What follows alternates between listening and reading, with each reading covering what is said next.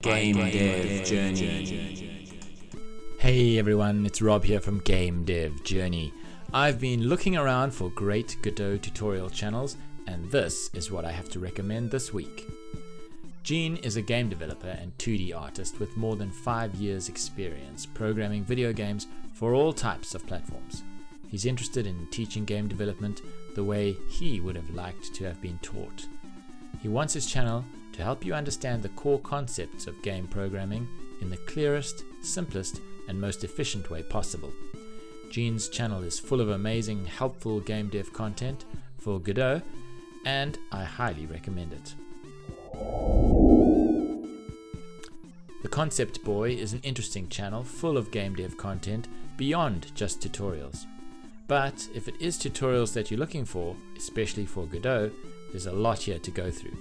His latest tutorial explains how to make a general dialogue builder which could apply to any engine, be it Unity, Godot, Unreal, or even GameMaker Studio. So much interesting content, put this on your list of channels to visit as soon as possible. Col Ryan is a YouTuber who makes games and videos about making games. He uses the Godot game engine, so any videos he makes about game development make use of that engine. That's great news for us, as it means there is a growing library of game dev problems that have been solved in Godot. His latest video demonstrates how to stop or slow time. This is a mechanic that you may have seen in a game like Braid or Prince of Persia. It's an interesting topic, so go and watch and support a small creator. Aramis is a professional senior Salesforce software engineer who masquerades as a game developer and designer in his free time. He started his own game dev journey with Unity, but has since switched to the Godot engine.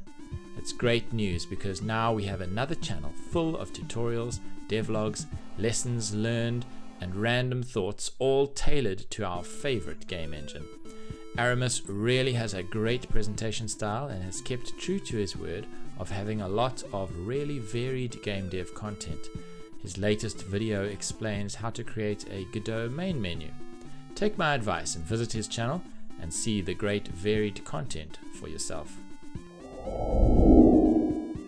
Nikoto Arts is an interesting channel.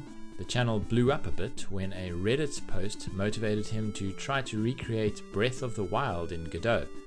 This effort has been further detailed in videos on his channel, and I would encourage you to check that out.